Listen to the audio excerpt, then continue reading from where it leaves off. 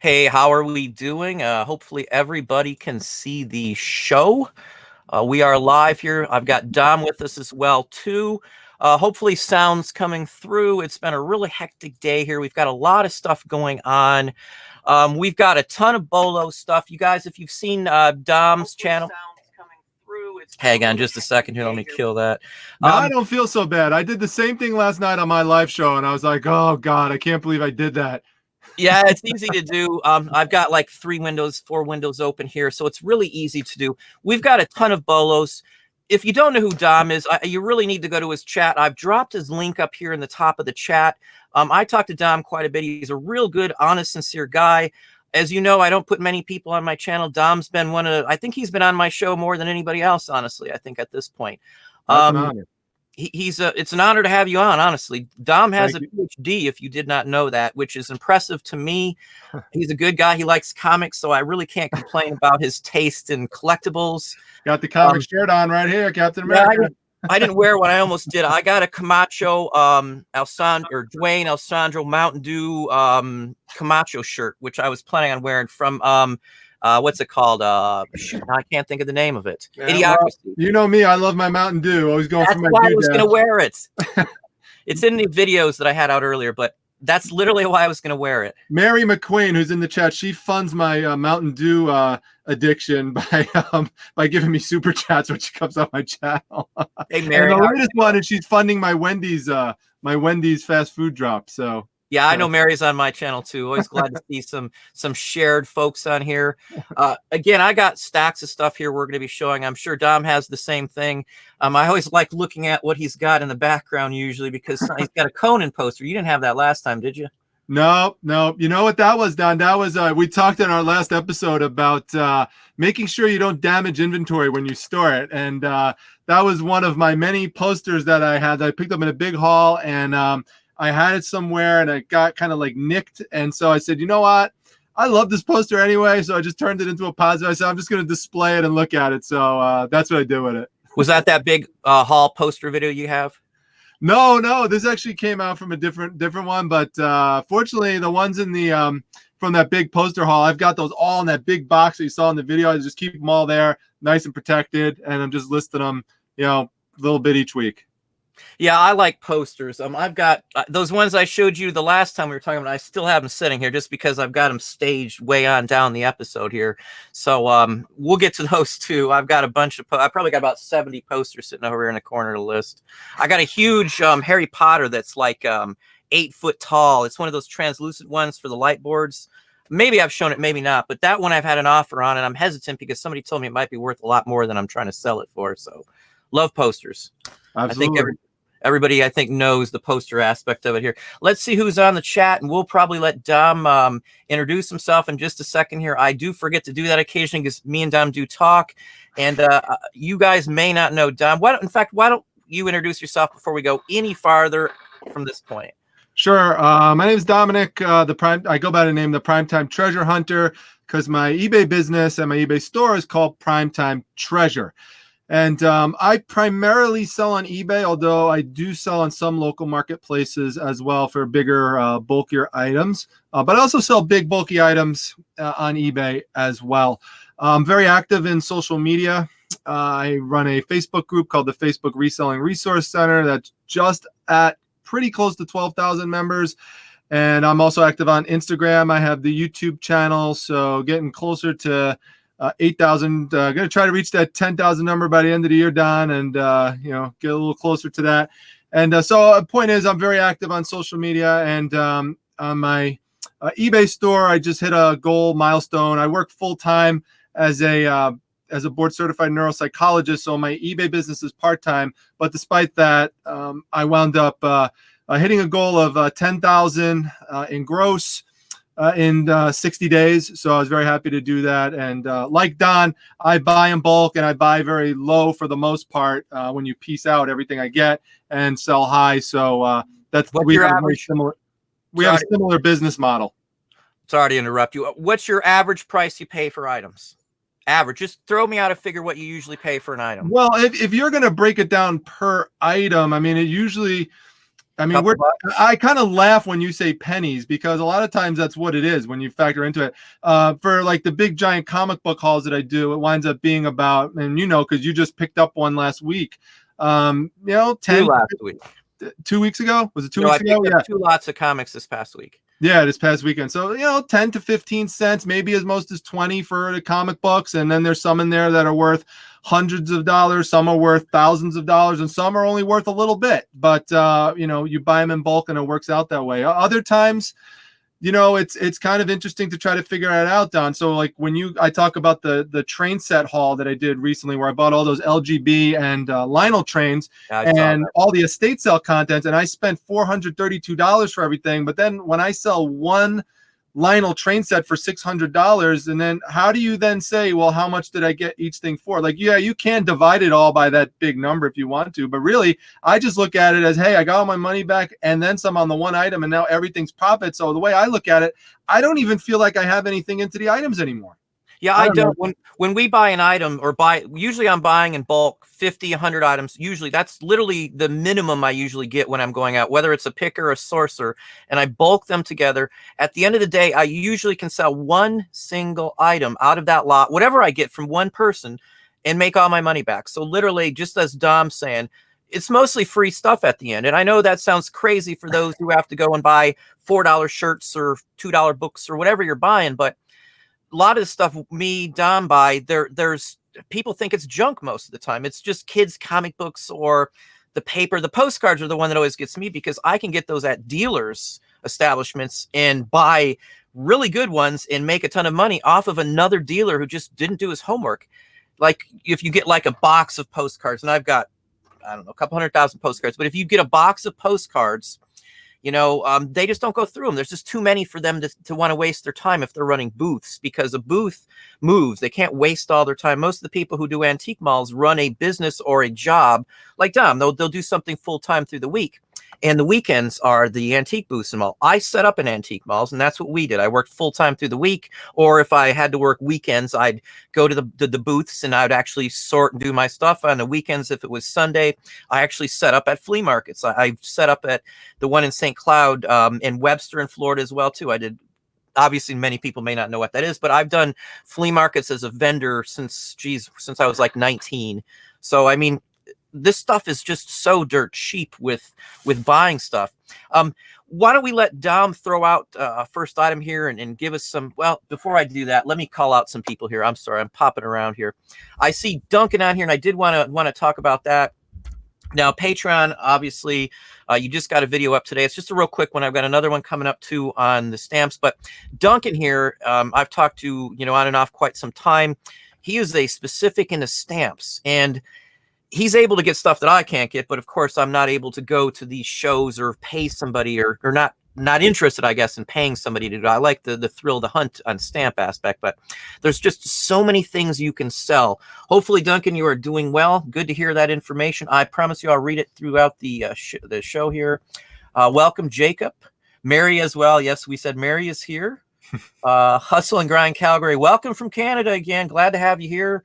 We are going to Canada, I think, in December, maybe in January. I'm not really sure on the date yet, but we are going to be in Canada. I've got my passport card. We're just getting, the wife's waiting for them to come in right now. So glad to have you, as I said. Tara, how are you doing, Tara? We've got Craig Landshark Picker. Check him out if you haven't checked out his channel. He has done stuff with our channel as well. He's a real good guy. He does some programming and has some of his own scripting and stuff like that as well, too. So.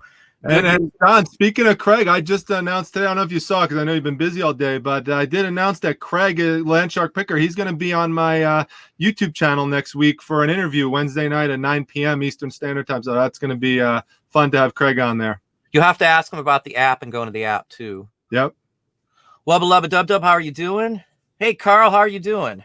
No more vacation, no more Jamaica, Bahamas, I think, for you. Doc Zamboni, welcome. Hey, Penny, how are you doing? Glad to have you. Compadres Music Martinez, welcome.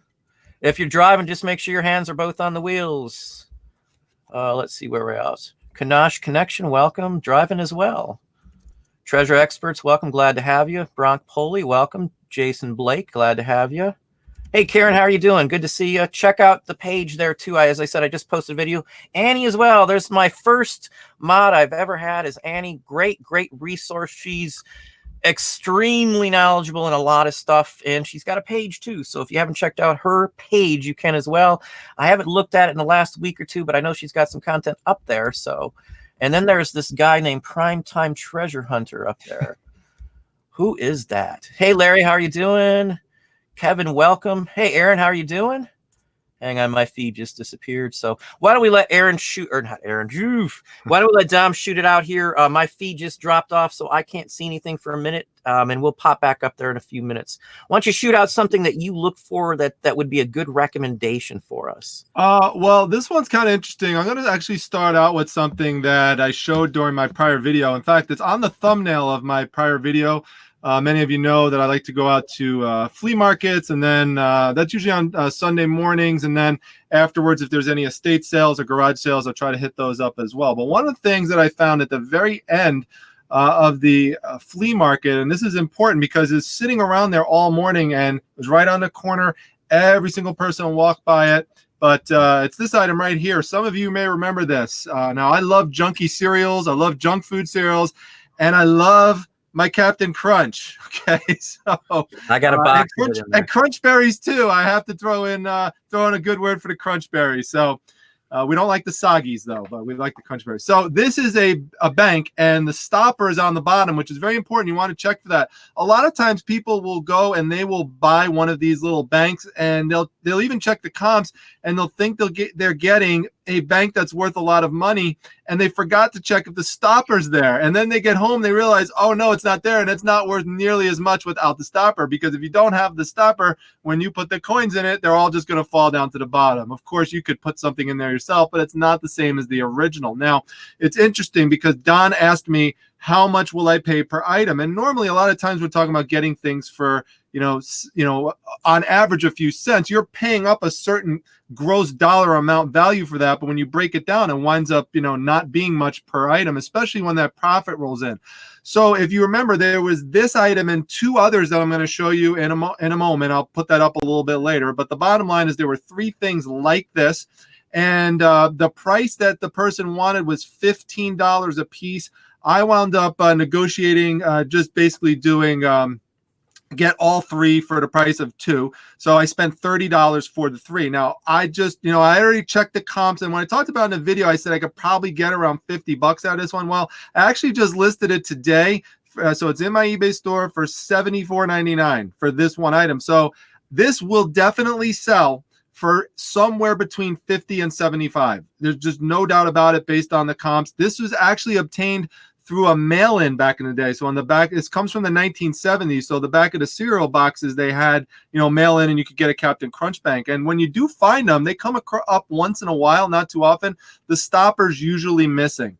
So it's worth like a third. The stopper's worth a third of the price on those, from what I've seen. Very good point. Absolutely. So these are really cool.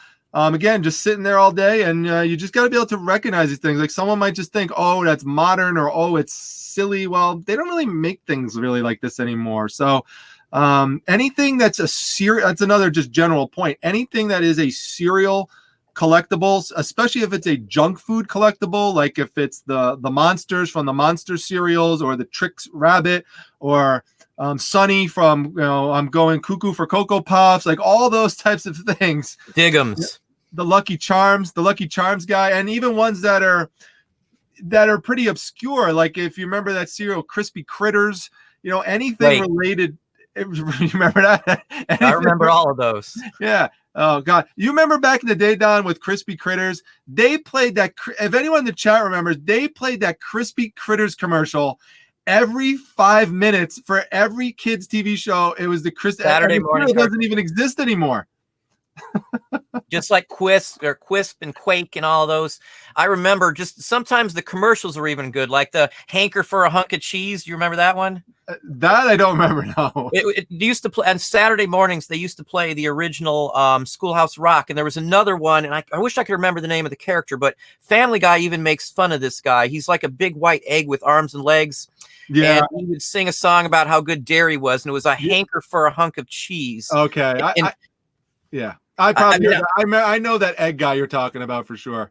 The only reason I know every word of the preamble of the Declaration of Independence is because of Schoolhouse Rock. We the people, in order to form a more perfect union, establish justice. I know that from being a kid at 7 years old and watching that on TV. I memorized it because I sung around with it when I was 7, which is still weird that I know the whole thing, which is screwy that I can't get that out of my head. But you know, it was interesting.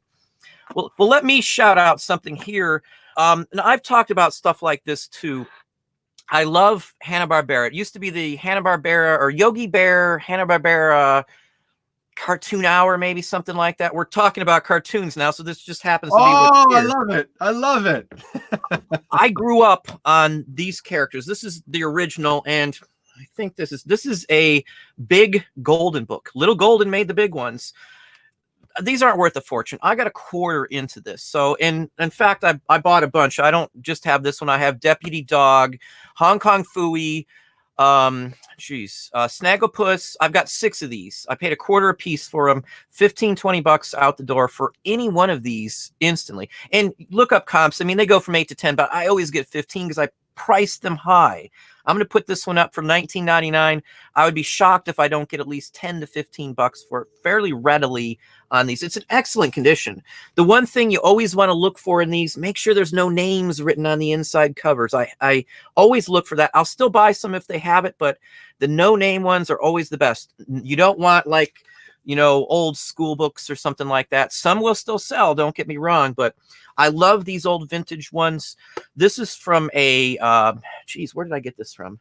You know, honestly, I don't even remember where I got this from. I'll go out sometimes and we'll hit like 6 stops, and at the end of the day, I'll just have a bunch of boxes in my car. So, you know, this is a real good thing. Cartoons in general, TV related, just as Dom's saying, you've got Captain Crunch from the TV commercials, mail-in. This is the same basic genre of items that we look for. I love vintage entertainment collectibles. This can go on Amazon.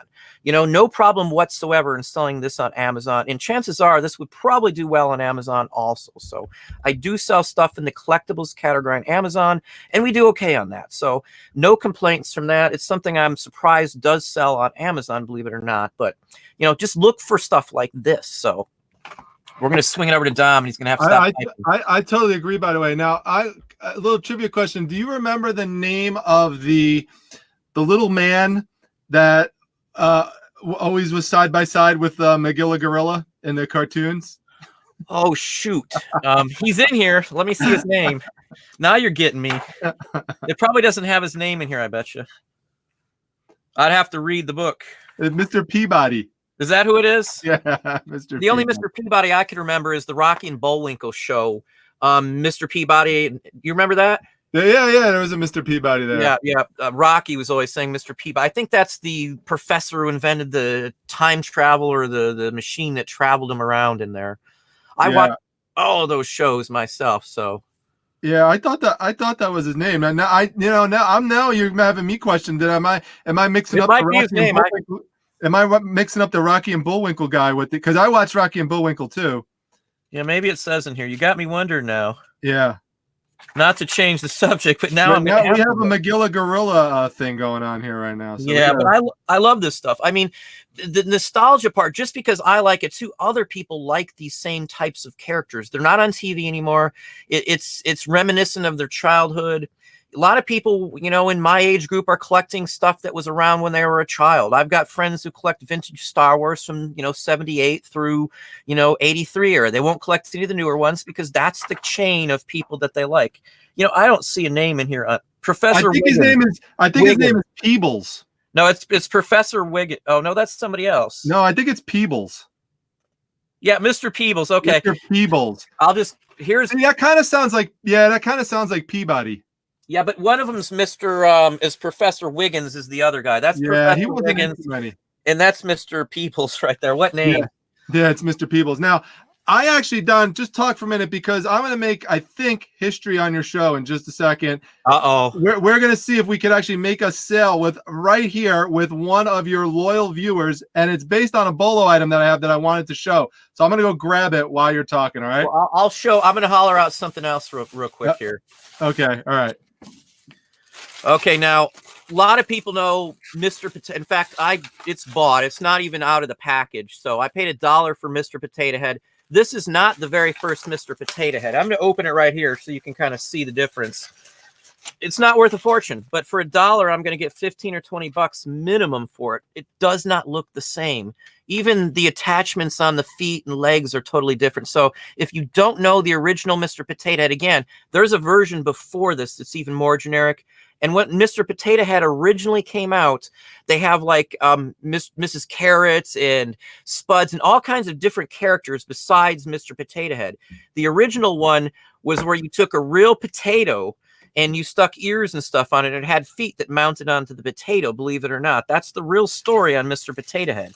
All of the little attachments are original from it. They look similar to the original or to the newer ones, but these are the original ones with all of his accoutrements. So if you don't know the difference and you're going to pass on every Mr. Potato Head, I wouldn't do that because some of them are worth money. There is no holder in the back of them. So that's one big plus. And it's got the potato shape. You can see the marks on here like a baked potato. Again, this is the version. I think this is the second technical version of it. I've had them all throughout the time frame, but even the parts and pieces to some of these original ones can go for some good money just because you just can't find them anymore. This is the first one I've probably found like this in probably 6 or 7 months. So in maybe once or twice a year, I turn up one of these. Again, it's not worth a fortune, but if you know 100 different items or 1,000 different items that all can bring you a little money, every little bit adds to your bottom line. It's not about knowing one specific item anymore or being on one specific site. It's about broadcasting and knowing a bunch of little niches. This all still falls in the vintage toys and stuff that I always deal in. So, and you can see I paid $1 for it. It's sealed in the bag. So there's quite a bit of stuff with it still. So I'm going to make 15, 20 bucks, maybe more than that. I haven't looked it up in a little while, but it's not a concern for me at $1. You know, that's just crazy money. Right. You know, right. And you know, while we're on the top, I'm going to show my next ball in a second, but it's just kind of a side point since we're talking about these, you know, vintage, you know, older characters that are you know, cartoon related, like Magilla Gorilla and Captain Crunch and stuff. You know, they're all great, but you got to be careful too, and you have to make sure you're still checking your comps. Now, I know this price is going to sound crazy. You may remember me showing in my prior video. I love to get Smokey the Bear stuff. If I see Smokey the Bear, vintage Smokey the Bear. Well, there's one guy, he was selling a Smokey the Bear. It was like a 50th anniversary bear. And it was it still had the tags on it, but it wasn't in the box anymore. It was an old timer selling it, and he's like $60 for the bear. Well, the bear in the box only sells for a max of 50. So sometimes, you know, people's prices are just completely, you know, way out of whack and way off. And you know, he's an old timer. He probably looked it up in a price guide. Right. No, I'm serious. I run into that occasionally. Yeah. So so you just got to be careful situations like that. You know, it's not automatic that every time you go to a flea market or you go to a garage sale or estate sale and you see one of these older cartoon collectible items that it's always going to be worth picking up if you don't know what you're doing or, you know, don't check the comp. So it's important to do. But getting back to, I think maybe a historical moment on your show, Don, Carl Bach sent me an offer right now on an item I showed in my last video at an estate sale. And I told him in the chat that I had put it up, and I already said to him on YouTube, I guess you didn't see it. And Don, you know this this item. So I talked to you about it. I actually sent you a message. I was trying to do a little bit of research on it since it's from Ohio. But this was just laying around at the estate sale. There were a lot of tools, a lot of woodworking tools. And it's this right here. And I'm going to bring it up a little bit closer to the camera so that you could see it. But let me just hold it there. But it is from a grave and vault, metallic vault company in Ohio. It's Galleon, Ohio, which you could definitely talk more about than I can, Don, about that city. I know it's Galleon's a small town. Yeah.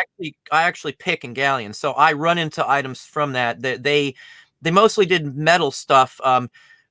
I still wonder on that one. It's hard to say because I was expecting it to be a little bigger than that, but it's possible it's a pin extractor for a vault, or it's possible that it's a promotional screwdriver. But the angle, is there an angle on the end of that? On the screwdriver end? No, it's a flathead. I think it's turn it so I can see is it angled down like this, the tip, or is it just worn down? Nope. No, it's not angled. It's pretty flat. Okay. Yeah, Yeah. it's hard to say on that one. I think you're right that it is, and this is the way I listed it. I listed it as a promotional item for the company because of the keywords here up top, which says it's compliments of. So Oh, well, I really yeah, it's definitely one then, yeah. yeah. So I looked at it as an advertising piece, but cool from a smaller city, which just like kind of in postcards, smaller city items for companies that don't exist anymore.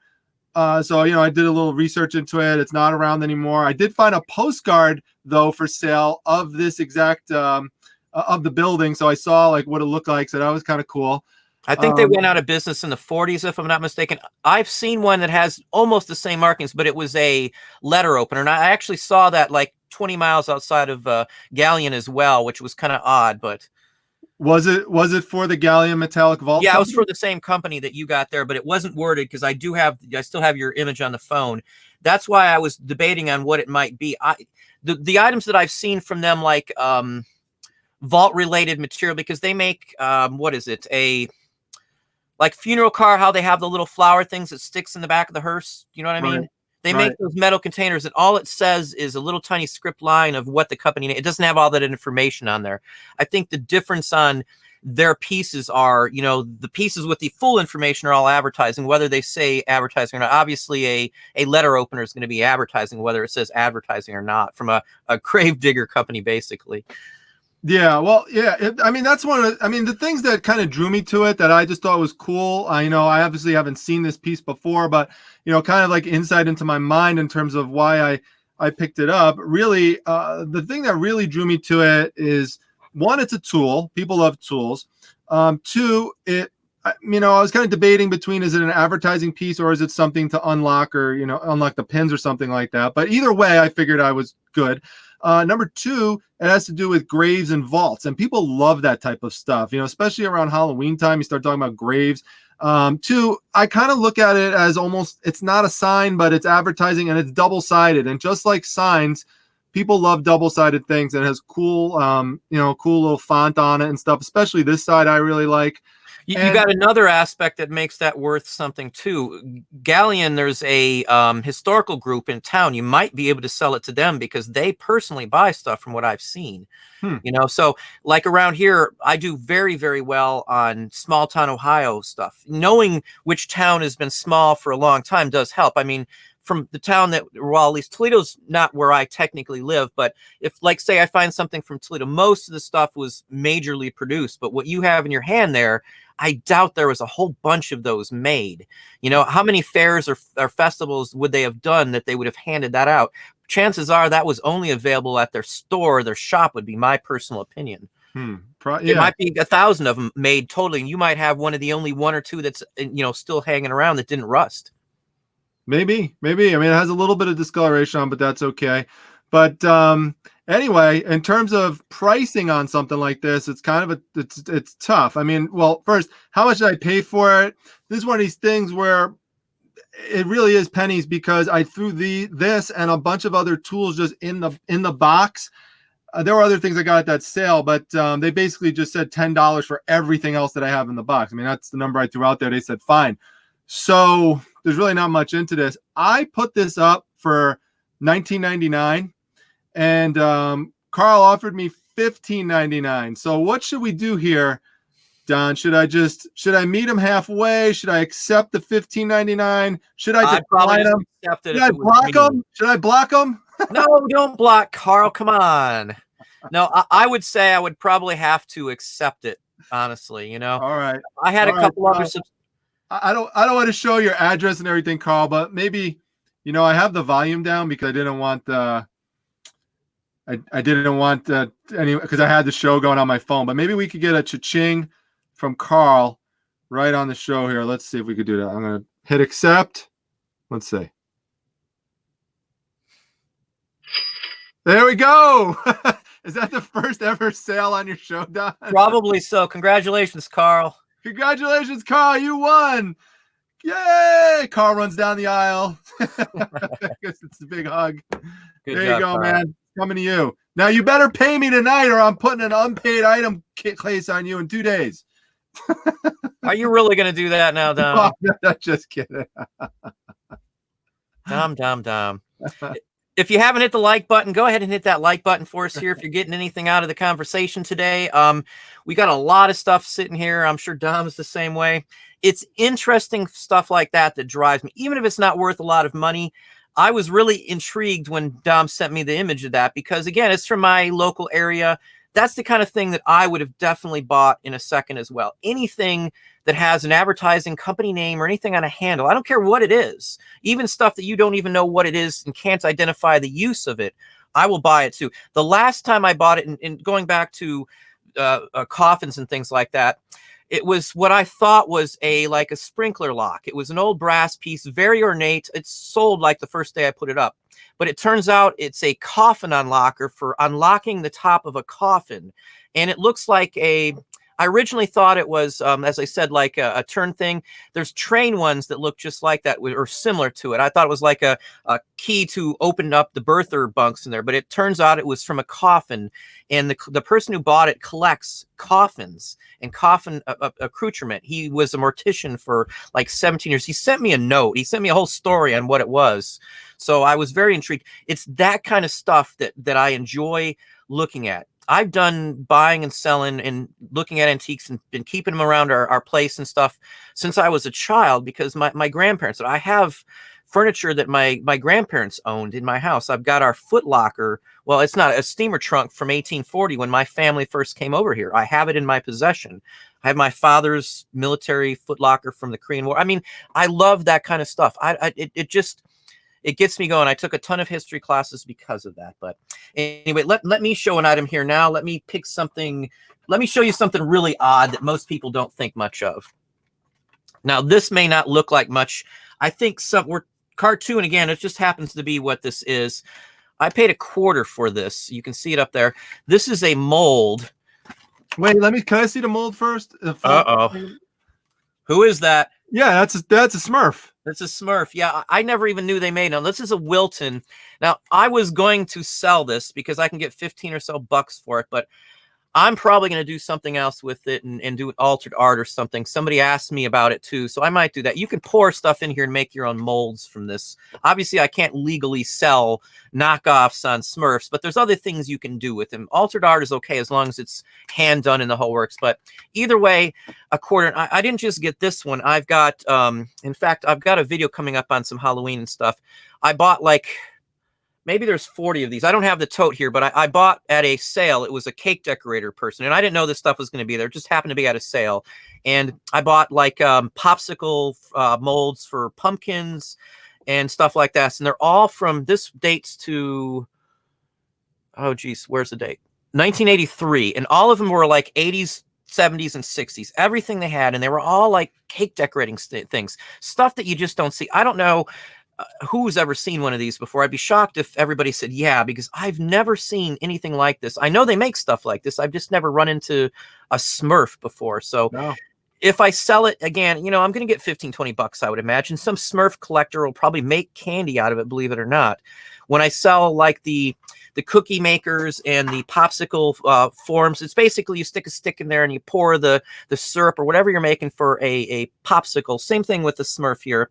And that's what they do for trick or treat. People do that. They'll use them for functions and things. I sold a bunch of them to somebody here locally. It's a friend of the family. So they do cakes and stuff, and they own a little cake shop, and they do like catering events and stuff like that. Nothing big. They do it part-time, 2 days a week, but they bought most of it. I kept a few because the wife cooks and stuff too, but that kind of stuff, even food, utilitarian items that are vintage like that, you know, even in not mint condition will still sell because people still do stuff with them. So, you know, like the metal ones, especially if it's a metal form for a popsicle or something like that, it's going to sell. You know, and I've even talked about forms in another video here. I've got one talking about molds and stuff like that for cakes and decorations and Easter items. They'll do Easter bunnies. You can make your own at home. You know, it's just something that people do. And unless you have somebody who does this, you may have missed that. You may not have thought about that, but it does sell, especially like the Halloween ones. Those were gone instantly. I didn't even have to put them online.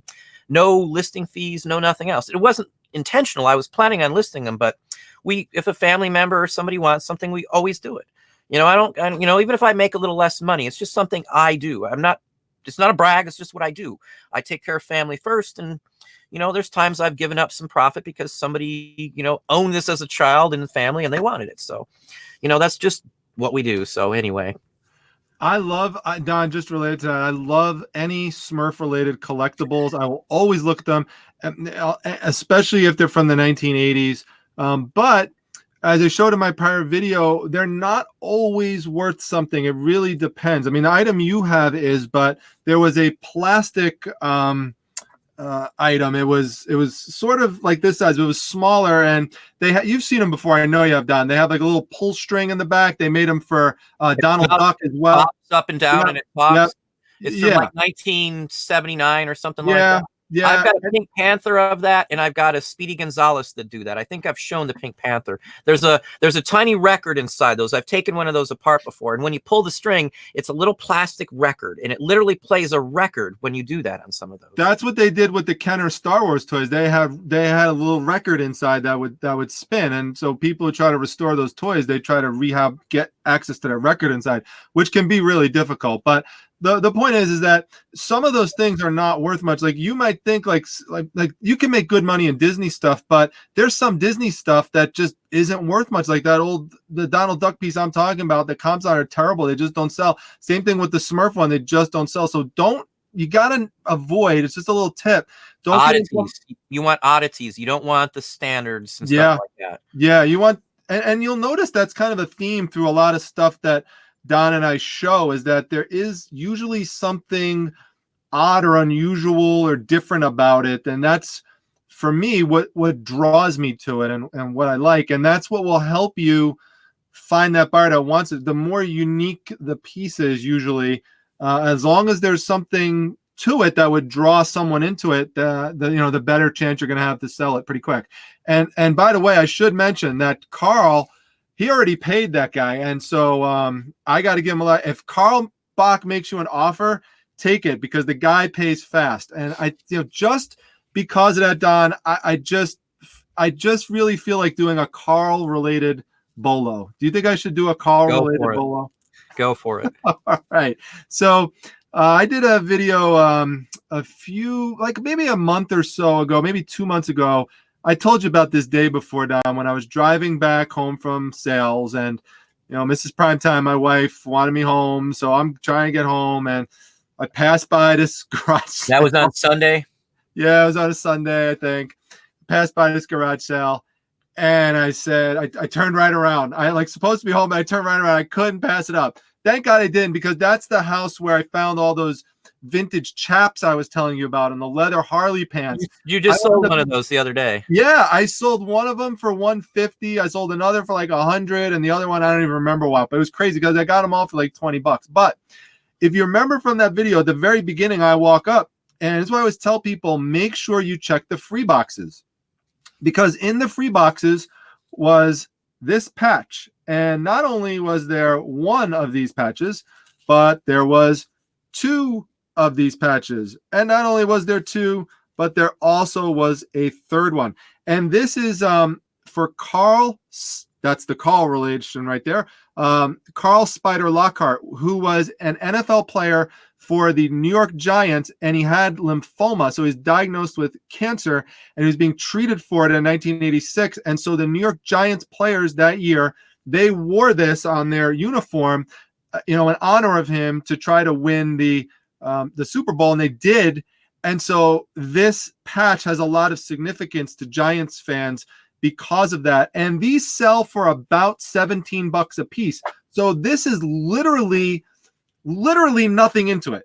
I just picked it up and I put it in the box, and because it's marked free, and there was a bunch of other things in there too.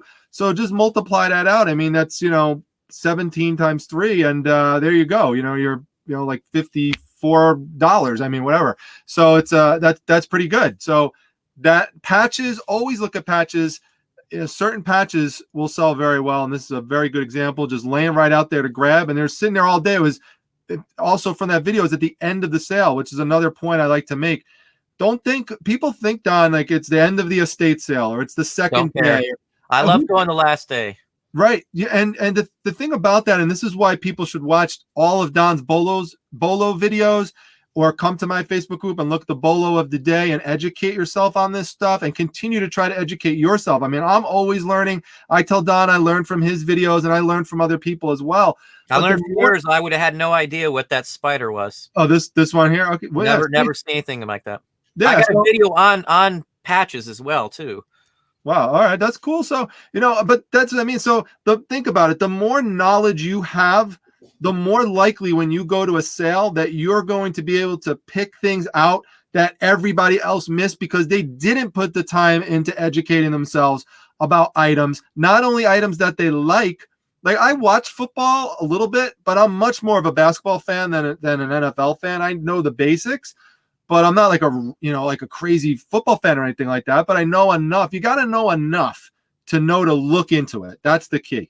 I would have looked at the patch, but I haven't a clue about the patch. Let me, somebody brought up a couple things here. Let me just, Freaky cereal. I do remember that, Gwendolyn. If I'm not mistaken, I got a video on just cereal boxes. If I'm not mistaken, the Freaky cereal box goes for some insane amount of money, like $1,000 if I'm not mistaken. I could be wrong on the box, but I'm almost sure it's Freaky's. And Annie down here says she remembers Hunker for a hunk of cheese. That has never been out of my head. And the minute we saw a Family Guy episode showing that, we all had a good laugh because my wife remembers growing up on that as well. So I love nostalgic items, and that's literally, it's neat to see something that I grew up on and played with as a kid in my book. So unfortunately, I've kept a few toys I probably should have sold just because it's kind of neat. I got a Tron figure the other day, and I got Bob. We were talking about Black Hole, and I think Aaron said it's one of his popular movies. I found Bob the other day, the original 3 3/4. That's the dinged up robot from Black Hole. It's an action figure and stuff. I love the old action figures. I'm probably going to keep that, honestly, but I shouldn't keep stuff like that because I really don't collect toys, but you kind of have it around. I'll get tired of it after a while and probably get rid of it. Let's see, what should I show here? Let me show you an RA item real quick here, and then I'm just going to show you something real quick. I'm just going to show this real quick, though. You can't make money off of stuff. Well, stuff like this shows up, and I don't know how many people need a smoke alarm. If you're paying $2 a piece, NOS stock, you can't go wrong. There's no expiration date. I don't see any other issues with it. It's not the only one I got. I got a few of these, but these will sell all year round. $15 a pop, maybe I'll get out of it. Not a huge profit, but if you get a bunch for $2, who cares? It's one listing, one thing to worry about, and then boom, you have it up there. So, let me just show you a bolo now real quick. Now, I don't know how many people would know what this is. Maybe somebody might. I don't know if I can get this feed. I'm terrible on trying to do feed while we're on live show or chat in here. So I know Dom's chatting. I'm terrible on that. I kind of lose track on that because I've got more this in my mind. But this is probably around a World War II. I guess it would be called wax, the female nursing. I don't know what you'd even want to call it, honestly, but this was $1 at a sale, and I mess with hats. It's got the official marks. It's got everything it needs to have on it. I just wished it had some of the emblems on it, $10, $15. It's not huge, but it's something that everybody walked by and didn't think anything of it. There's no military look to it to most people, but this is a full-fledged military hat from a female service member. So, it's just something neat. I love military stuff. So even if it wasn't worth a fortune, it'd still be worth having because I like having military stuff in my shop. I've got local people that would buy it if I really wanted to mess with it. Military always sells well for us. I saw Hauptmann in here. Good evening, Hauptmann.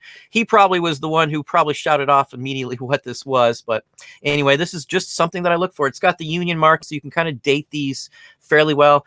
People say, well, it's got plastic in it. It's got to be post-World War II.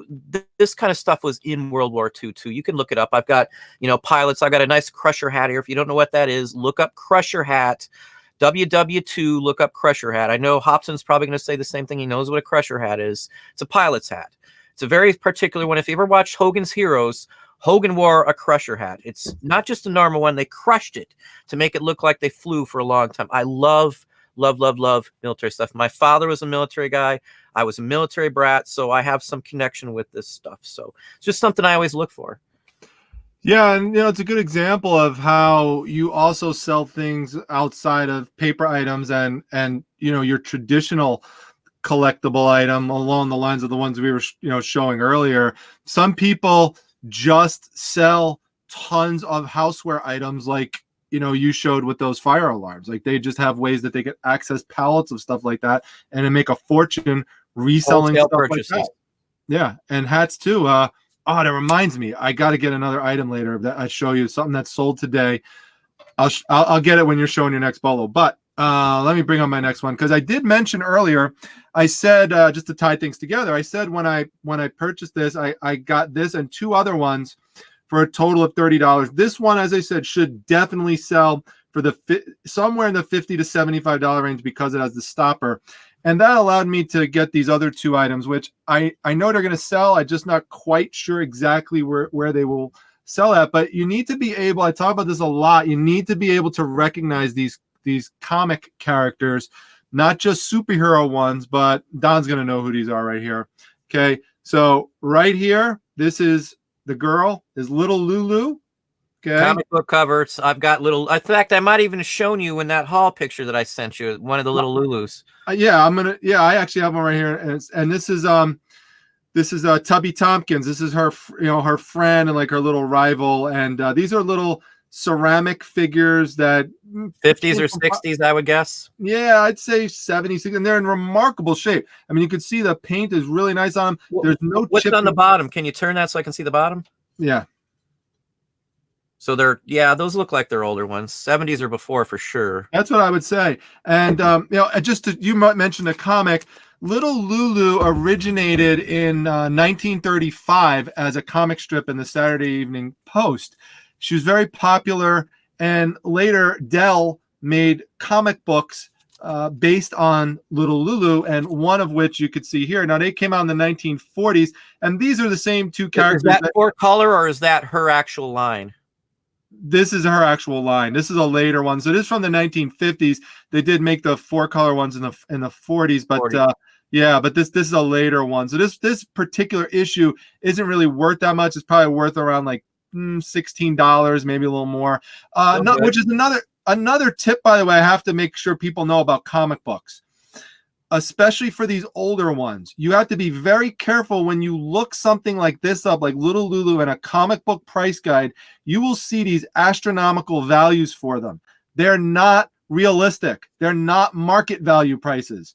People are not paying what's in those price guides for Little Lulu comic books unless they were graded or real early issues. You have to be very, very careful that you're not paying the price that they're asking in the comic price guide. So just be careful about that. But there is a small market for Little Lulu collectibles. So some Little Lulu plastic and ceramic figures, depending on how old they are, there's some that actually date back to the 40s, will sell for $100 or so, just in and of itself. They actually later on did make a separate comic book for Tubby Tompkins, but when you could pair them together like this, that's going to comic book for him just called Tubby.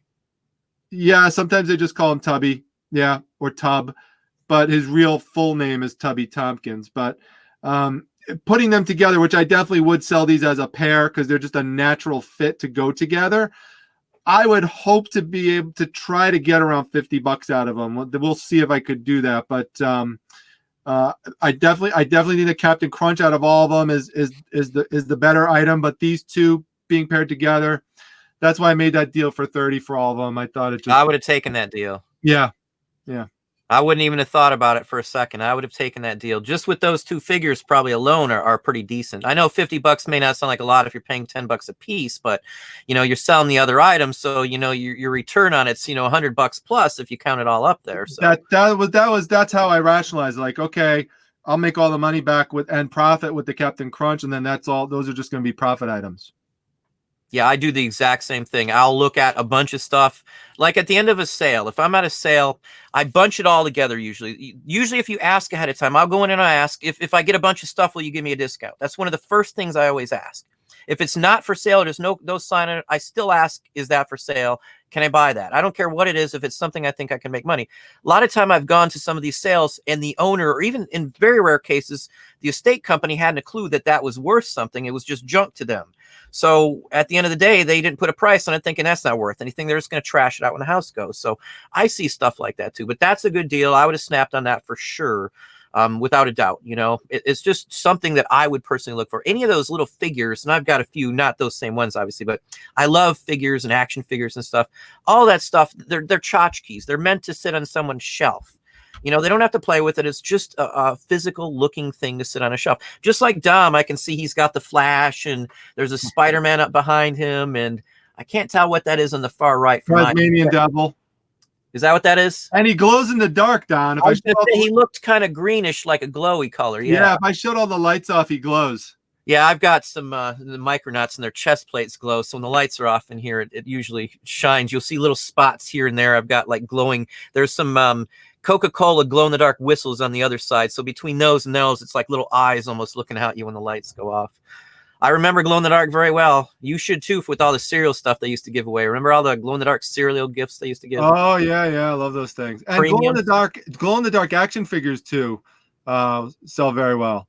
Yeah, you know, I do molding and stuff, and you can buy powder. It's a powder that goes into the molding. You know how that stuff's outrageously expensive for just a few ounces of the glow-in-the-dark material. I was shocked when I found out how expensive it was. We actually didn't do any glow-in-the-dark items just because of how expensive it was. I'd hate to have messed it up, but you know, glow-in-the-dark technology has been around for a long time. It's a unique thing in my book. So you want to run out? Don, wait one second. Speaking of action figures, Pixie Treasure said that we should sell action figures based on our likenesses. Oh, they would sell well. Yeah, I'm not a big fan of my likeness, so I don't know if I'd do that. You know, I don't know. We got people out there saying they want action figures of us. So maybe. I do have shirts available if you want a shirt, but I bought one for myself just for us to wear. I'm gonna go grab another item that because I was reminded based on something you just showed. So I'm gonna go get something based off that. I'll be right back. Well, I will show something here. Let's see what this says on the top. Now, I don't know how well this will show off. I think you can see the made in Japan on the top if I stay still. Maybe not. This is the 1940s. This is a GI brought back, and I know that for sure. Now, I've had, I don't know, half a dozen. I may have shown this. I haven't sold. I've got a couple more of these, but GIs bring these back sometimes from Japan from the war. So this is rice paper that's been hand painted, it looks like, with watercolor, and it's actually solid bamboo. Every one of these is bamboo, and then rice paper done. Literally, I don't think there's anything metal in this other than this cap on the end, which it's very unique. They're not worth a fortune, but for $4, you know, you get something like this. I should get 30 or 40.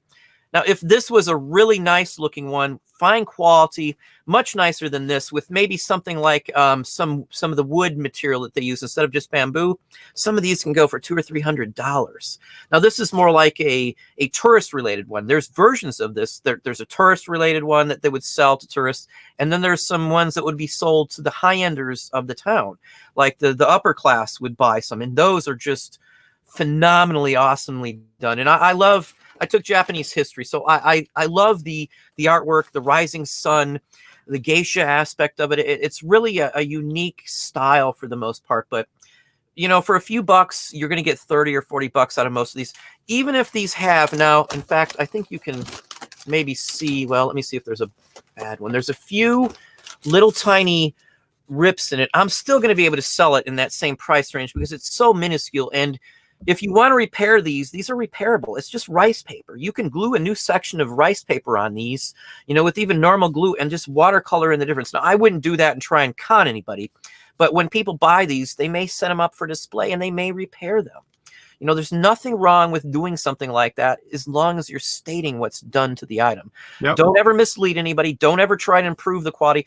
Cleaning something's one thing, or polishing up a pair of shoes that was dirty or had some of the polish removed. That's not a crime at all because it should look finished and polished. So, just be careful with what you do. I wouldn't go and repaint the handle or anything like that unless you're physically going to list it incredibly well detailed, repaired, fixed, or whatever the case may be. But these will sell just the way they are. Rule of thumb for me on most items is to sell them what they are, even if they're damaged. Just blow them out, especially if you only paid a couple bucks for it. Who cares? Why spend extra time on some things? I just blow them out. I know maybe I might get an extra 10 bucks, but is it worth my time to do that? No, it's not. So I do repair stuff though. And I've talked about that. I show it in my Patreon group, but it's just something you can do with things like that. It's a real interesting item. If you see something like that, you should know what it is. They're all bamboo. It's really interesting in my book anyway. Well, what you got for us there, Don? Well, speaking of that, I'm going to show the item in a second that I just got, but every time you talk, Don, you just remind me of something I want to say. So while you're talking about restoring things, just so people know, I said earlier, because you asked like what kind of stuff do I do, and I was talking about eBay, but I did say that I sell some really bigger, bulkier items on local marketplaces, and some of those things are furniture items that we pick up for free. When I say we, my wife, and she will actually do the restoration on it, and we then go flip it on these local marketplaces. So furniture pieces are great, and sometimes you don't even need to do much to restore them. One of our best flips lately was just like the easiest one. She sent me after work to go pick up 4 big, just oak doors. They're just 4 giant doors. It's the best way I could describe it. I showed him one of my, these things are tall. They take up almost like a whole wall in my garage. There's 4 of them. No joke, $5 for all 4 on Facebook Marketplace. I pick them up. I get them into my, into the Primetime Treasure Mobile, bring them home. She snaps a couple pictures, puts them right back up on Facebook Marketplace within like a few weeks. Like she waited a few weeks because she didn't want to make it so obvious. She has other projects to work on. No joke, sold them for $80. So we don't talk about that a lot. We talk about a lot of these, smaller things that we ship and stuff. I just want to alert people about that there are these other bigger items that you could get, and it's still reselling, even though it's furniture, even though it's a door.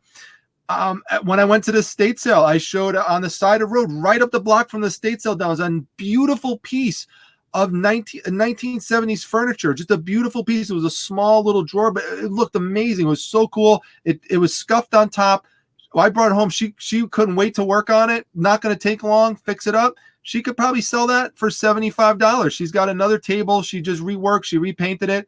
She got it for $5-10. She has someone tomorrow coming to pick it up for $75. So you can do a lot with the furniture. I just want to mention that. I do big stuff too. I've got like an 1890s church podium with arches on the front. It's got like a padded top. It's got where the pastor would put his the Bible on. It's a pulpit basically. I got that for 20 some odd bucks. I'm going to keep it for now because we've been doing stuff with it with the kids, but something like that you can sell. You can do it online too. You can do it as freight on eBay. You can do it on Craigslist, Facebook, whatever the case may be. Now, I don't mess with Facebook too much, and once in a while I'll do Craigslist, but local pickups on stuff will sell even on eBay, believe it or not. I've sold many things. The only aspect on local pickups that I always have is eBay. It's hit or miss whether the person's going to show up in time. And if you do a local pickup off eBay, you darn well better collect the money and have it all paid for and sold before you do anything with the gentleman. Don't arrange for anything until it's been paid for. I don't ever do that. I don't let anybody come out and look at the item. If they're not happy with it, I'll refund the money and we'll go on from there. But don't get yourself in trouble. I know somebody was sending out like messages trying to get people to, hop on them, trying to get them in trouble on eBay the other day. And I've been shown one of them. So I know people do that stuff. So yeah, I actually just did a video related to this on the #1 way to get kicked off of eBay. And it's about buying off site. Yeah, what exactly? Or or just trying to get the transaction moved off site. But a lot of people don't think this because they might not have a bad intention with this angle of it, of saying, all right, you know what, you want this furniture? I have it listed locally on eBay. Sure, you want to check it out first before you buy it? No problem. Here's my address. Come over, come check it out. You're going to get suspended on eBay if you do that, if you didn't sell it first. You have to make the transaction first. That's definitely 100% correct. I literally was trying to get my son does kiln melting and stuff like that, and I put in an offer on one for him so we get a little cheaper. And the guy said he couldn't come back and do it at that price. but you could, if I went to his personal site, he'd do the discount on there. I wouldn't do that. I actually ended up buying it at the price without arguing because I don't want to get the guy banned. Because if they would have caught that and he would have, not sold it to me, he could have been banned right off the bat from doing that. So, I don't know the guy from Beans at all, but, I had no intention. I just wanted to see if I get a little cheaper. It's for my son, but I felt weird if I would have bought it from his site, knowing that he could have gotten trouble for that. Because I already had the offer in, I already put an offer in. So I don't know what you'd want to call that. I'm not saying I'm necessarily running out trying to protect somebody else, but I would have felt weird because I wanted the item for my kid. It wasn't like I was, trying to play around, or it's not for resale or anything like that. It's a propane thing that you melt, metals with, it's what it was. But I felt guilty if I would have bought it off site just to save $15, Yep. And I was looking at the chat, Don, and some people were complimenting my wife, Mrs. Primetime, for some of her furniture restorations that have shown. And some people have seen that she's used this like aqua teal paint, and people might wonder, well, why did she pick that up? And just a little tip I want to pass on to people: if you're looking to get paint to restore things to sell, and you don't want to spend a lot of money because paint's expensive, right? If you go to paint your house or whatever, it's a lot of money. A lot of people don't know. Sometimes the people who make the paint, they mess up. Or I always get that. Yeah, they put a little dot on the gallon, and and then someone just doesn't come to pick it up or whatever. So they wind up putting this stuff to the side at Lowe's and Home Depot or Ace, and they call it oops paint. Yeah, I didn't know they called it oops paint, but I buy that too. We've done stuff and projects with that same stuff. $5 for a half a gallon last time we bought some.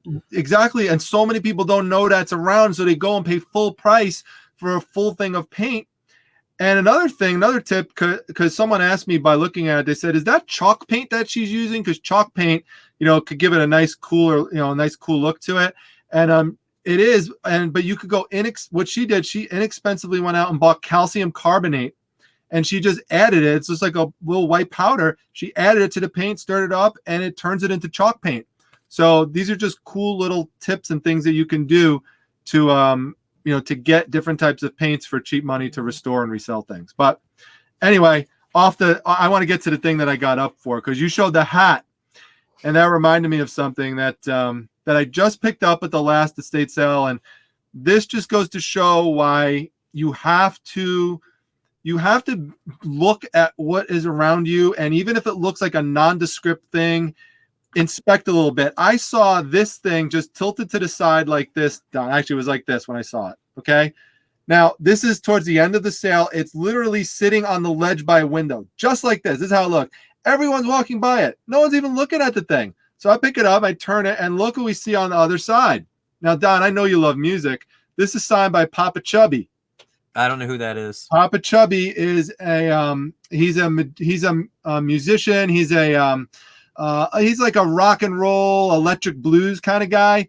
Now, he's not super, super popular, so it's not like, he's a household name or anything, but he has like a certain kind of group following to him, and his name's kind of funny. You look him up, you'll see him. He's all over. Like the Juggalos. Yeah, like something like that, So, and, you can see there, it's real easy to figure out, what kind of autograph you're looking at right there, because it's got the name right there, so you could easily look it up. I put it up a couple days ago, so I just got it on Sunday. Again, this was one of these items that was just thrown in at the end along with all the tools that I paid $10 for. This just sold for $30. Buy it now. No, you might have been able to get more out of it even. I don't know. Maybe I could have, but sold it for 30, and I'm happy with that. $30 I'd for be happy. That's easy. So look for things like that. Look for hats, caps, anything that has a signature on it.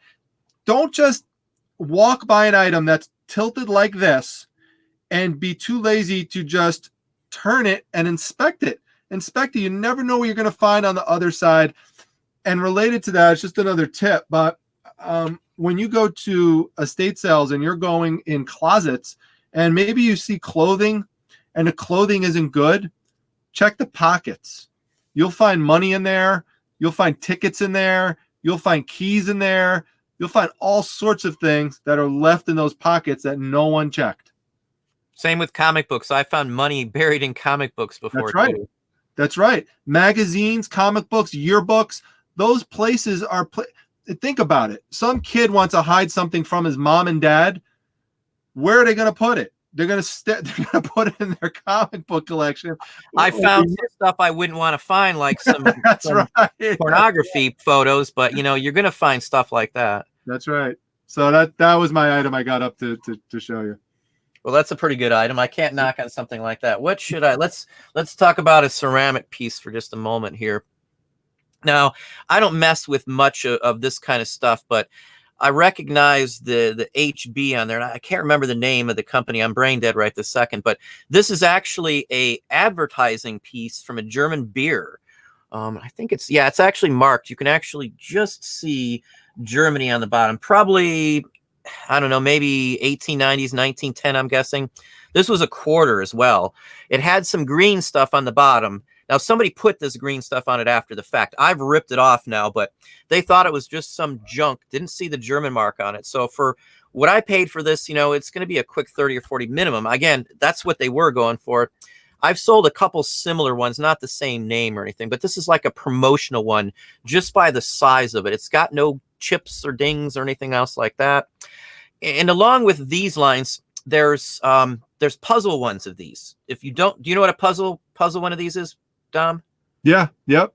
Well, it has a secret way you have to drink it. If you don't drink it the right way, it pours all over you. And they're puzzle glasses. And there's also ones that have a whistle up here. I might have shown some in other videos, but those are the kind of ones I buy only because they sell quick. I don't like pottery. I don't like stuff like this because I hate having it sit. Chance of breaking it's high because there's a lot of people moving around here. So, but stuff like this is a quick mover. You know, promotional ones, vintage ones, as long as there's no chips or dings or anything like that in it. The whistle ones always sell, and the puzzle ones always sell. I mean, if you put a whistle one up, you're not going to get a ton of money, but $15 a puzzle one, $50 or better every one you get. It's a guaranteed return on your investment as long as it's a vintage original one. So just stuff that I always look for. Again, I hate pottery, but that's something I do look for. That's cool. That's a cool piece. Definitely like that. Anything I love anything related to puzzles too. I love puzzle stuff. So. I like puzzles. My wife likes them too. Okay, now this funny that I was just looking around. I was trying to get things ready for the show. I was like, oh my god, I can't believe I still have some of these left, and I just totally forgot. I need to put them up again. But these actually date back. This is a small stack now. It's actually my first ever estate sale haul video that I ever did, I believe. And I went in the estate sale, and there were all of these plastic laundry cups all over the place. I mean, there were stacks of them. There were some in the cupboard. There were some on the floor. I would go into another room. There were stacks of them. And I just kept stacking them one after another, one after another. By the end of it, I had this giant stack of these plastic little cups, and they're right here.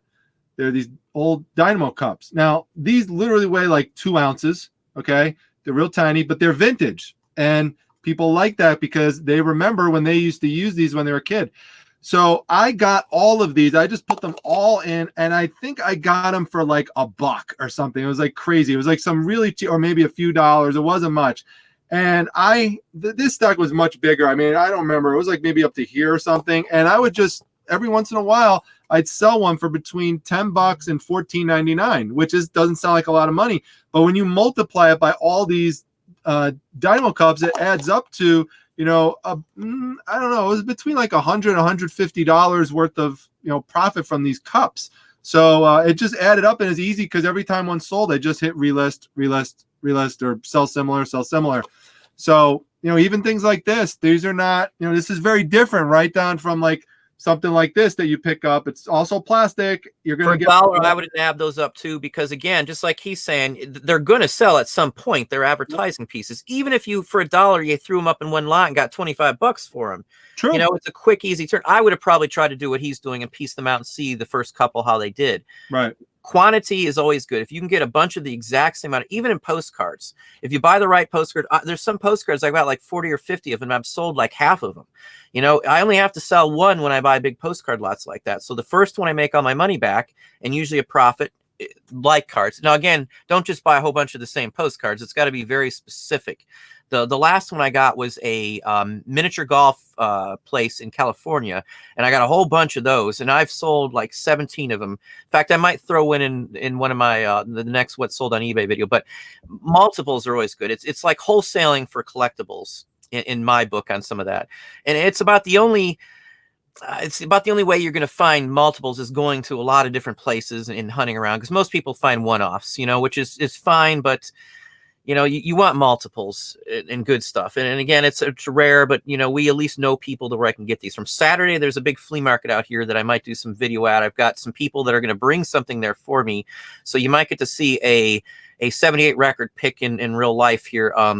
Because one of my pickers is gonna be there, and he just texted me yesterday, and I just got a text literally while Dom was talking a few minutes ago. He found something else for me, so that's the kind of places that I score on too. I know Dom loves flea markets too, so I don't even have to guess on that one there. Yep. I love flea markets, and even up here, even in the winter, there's inside flea markets. There's quite a few of them. They take up like a rec center, and you're talking a lot of space, like 4 football fields or more of just collectibles inside in the middle of winter, 0 outside, nice warm toasty inside. They usually got hot chocolate and hot apple cider or something, and you can get some stuff like that, bratwurst or something, if it's towards Christmas and stuff around here. So all that stuff is good. We're running a little late. I don't know how long time you got. If you want to go a few more minutes or not, it's up to you. We go a few more minutes. And by the way, I would say it's something I've started to do more recently. I'm done, is I'm just letting people know who are watching any of my my haul videos or even bolo videos that I'm doing, that if you see something that I put up that I don't have listed yet and you want it, reach out to me and I'll be happy to list it and work something out with you or something. So I don't have any issue doing that. Yeah, I get people that buy. I sold a couple with their Santa Claus real picture postcards to somebody just the other day from my Patreon group. So I was kind of surprised, because I'm not trying to market my stuff necessarily to my subscribers or anything. But if they want it, we'll work out something for them. I completely agree with you on that one. Yep. So, I think it's your. Oh, you just showed. Let me show something else then. You just did the dynamo, right? Yep. Again, back to ceramics, just because it's something that's a little bit unique. Now, I worked at Disney, so I've seen a lot of stuff. This is an early, like mid 60s, which I don't even know the mark on this one, in all honesty. I haven't seen this one personally before at all. Obviously, it's some kind of Disney one, I'm guessing. You ever see something like this, Dom? Anybody else ever see something like this? It's pre-72 or so, because it says Walt Disney Productions, and I believe when you see something like it, you mean the label on the bottom? Yeah, you ever see that? That marking I have not seen. No. Yeah, I can't figure it out. It looks like it should be something Disney, but this is before, like, Tokyo Disneyland or something, and it's definitely a vintage one. You can see the production. It's an early marking on there. Does that say Japan on the bottom? Yeah, that's the reason that I'm kind of thrown on this. I haven't seen, and I'm pretty good on Disney stuff, because I saw the stuff that we sold for years. I worked at Disney for 10, and in Florida, you run into this kind of stuff constantly, at least earlier stuff, but this one probably predates that. I'm just trying to figure. It has a D on it, which makes you think Disney, but I don't know what the O is. Well, see, that's the point. I couldn't figure that out, and I thought Disney, because it does look like the vintage Disney logo on there, but it doesn't look like any Disney label I can find anywhere. I haven't put it up because of that. I'm not going to put it up until I know what that means, and if it means it sits here for a little while, I'm just going to take the chance, because this could be like a promotional item or who knows what. I know it's a real piece. It doesn't have a chip on it, a scratch, and if you look at the profile, you see how shallow it is compared to modern coffee cups. And even the background doesn't match Pinocchio, so to speak. I mean, I don't know where they got the background from. It's totally bizarre. And I thought maybe it's like a kid's version, but I don't think that's a kid's version. That's a pretty darn big cup for a little kid. Which yeah, that's true. If anybody's seen something like that, let me know, because I'm really puzzled. This is one of the few pieces that I can't find, and I've got the pottery book, and all the markings books, and I use the online sourcing too for the pottery marks. This is just too new or too odd or something. I don't know, but I paid, I don't know, 50 cents or less for this. I'm sure, even if I can't ID who made it, I'm sure it's still worth 15 or 20 bucks easy, because I doubt anybody's seen one quite like this. I've looked, I can't find one like it. I can find one even with a different character on it with anything like that, honestly. But anyway, who knows? I'm sure I'll get 15 or 20 bucks for it. Coffee cups always sell well for us. I don't know how many you sell, but I do most of the time I only buy like specific ones or character ones. Other than that, I don't mess with them, but they always sell real quick. Yeah, no, I agree. I do some stuff with cups, not a ton, but I do some stuff with that. Yeah. I just sold a Federal Snoopy from like 1958. I think I got like $24, and they didn't even take an offer. They just bought it, and it was just a Federal milk glass Snoopy, and those are very common. Okay. Well, you know what? You're gonna segue me then again into my next item here. You're good at doing that. Did I get you off track? No. I said you're gonna segue me into it. It's fine. I don't care. I've got so much stuff. It's like it's crazy. So same here. This one here. Now I've been giving some shout outs to my wife because she doesn't come on the video. She's very camera shy. So it's one of these things. The only way I could get her any kind of any respect for the stuff that she's doing is to mention it and give her some props here or there. So she's starting to get to the point where she texted me the other day and she said, is it bad? She's at work. She's a nurse. And she says, I'm looking at one of the books. And is it bad that I wondered how much that would sell for on eBay? I said, no, you should be doing that. So she scrolls through Facebook Marketplace. She's mostly looking for furniture stuff, but she comes across a great Peanuts item. And she texted me and she goes, should I pick this up? I could get it for $5-10. So I said, yeah, absolutely. Go pick it up. I'm going to show you what it is. Now, I can't display it. I displayed it on Instagram. It's still there on my Instagram account at prime_time_treasure if you want to see it. But this is what it is. It is a Snoopy and Woodstock piano. And so what happens is it runs off 2 batteries. It also has a 12-volt adapter. But you lift up the piano flap, and what happens is it plays the Charlie Brown song that you hear in the in the cartoon show. So it's like a music box, basically. It is. It's a music box with a magnet inside of it, and the Snoopy and the Woodstock are magnetized, so they start moving all around the top of the piano, and it's like they're dancing. Like you could see, they try to show it over here. Sorry, I'm doing this in reverse. Well, that's kind of cute, though. I could see that selling. Yeah, so I have this up right now for $95. It's got several watchers. Like I said, we picked it up for $5-10, and this is another one of these things, one of these items that it's definitely something that's going to sell, especially in fourth quarter. It's a great gift for somebody. But you see Peanuts items, especially something that's like an anniversary item or something, or it's a vintage Peanuts item. Pick it up. I know Don did a whole Bolo show just on Peanuts items, and you should check that video out too because it's awesome. Well, thanks. I do a lot of stuff like that. And again, I only do stuff that I personally know or sell. So if I don't do it or sell it, you're never going to see a sports video of any sports collectibles, I think. I got some autographed baseballs here that, hopefully one of these days I might post a couple photos on Instagram and see if somebody can tell me who signed it.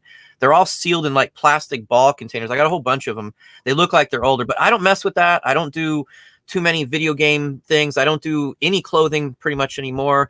I only talk about what I personally saw. And Dom's pretty much the same way from everything I've seen on his videos. I don't know stuff to give you the information on the other kind of stuff that I don't talk about. I've always been vintage everything. So this is what I do. I talk about what I only know. If I don't know it, I can't talk about it. But I don't think there's a thing I've ever shown on my channel that we haven't at least sold or had at some point in the last few years. Because again, I like what I buy. As I was talking in the beginning, like Dom showing the Galion, Ohio item. I like that kind of stuff. It's really interesting. Like if my wife's listing something for us, she'll take a moment and look stuff up. And I don't, even with some of the employees, if they want to see what something is and stop and we'll talk about it, I'll explain stuff to them, what it is. And, so they learn a little something as well too. So it's always good. Like my youngest son loves military stuff. And for him, he's pretty good on it. He usually keeps all the books, the collector books I get on military collectibles and stuff. So, he's been a big help because he knows more on some of the items because he was JROTC and their drill sergeant was, in the war, and real good guys there. But anyway, the point is that, the more you know, the more you're going to make. And, without reaching out and doing something or watching stuff or videos, you're just not going to know some of this stuff. I mean, I learned the hard way by buying stuff and spending money on stuff that wasn't worth money at some point, when we first started. So, once you get into something that you like, that's, I guess, the biggest plus on selling stuff like this. I like what I sell. I hated clothing. I despised clothing, selling it. I despised the whole aspect of it. You know, we made money, don't get me wrong, but I didn't like it. I love what I sell. I love being able to pick up a vase or a book or, you know, little tiny pieces of paper, whatever the case may be. I mean, 10, 15 bucks a piece for something that most everybody's thrown away, but I like the history of it. I love World's Fair items. I went to the 1984 Knoxville World's Fair. So, I mean, I've been to a World's Fair, you know, I love this stuff. I like buying collectibles, like catalogs and stuff. My dad has a saw, or had a saw. He's passed, but similar to this, I like this kind of stuff. I remember seeing stuff like this. It's neat to see what stuff looked like in the clothing, the styles, and all of that stuff. Now, again, I don't like clothing, but I like looking at this stuff. It's kitschy, I guess, nowadays, and the stuff always sells for us. You know, I used to buy stuff before we sold, so I love just vintage. You know. Well, let's call it quits in just a couple minutes here as we're heading down towards the. You want to we maybe show one more and then do a final thoughts? Does that sound good with you, Dom? Sure, yeah. And there were some people mentioning that there were some super chats that were rolling in for you. I know I saw one from Jacob Charles, and there. I don't have a single super chat showing up on my end at all. It might have disappeared. I did see some earlier, so you might see them after the show then. But there were some there. But yeah, even on my main page, I don't see them. My chat's gone right now, so hang on. Again, I'm terrible on trying to do chat and talk because I get immersed in the conversation. So I do apologize if that's the case.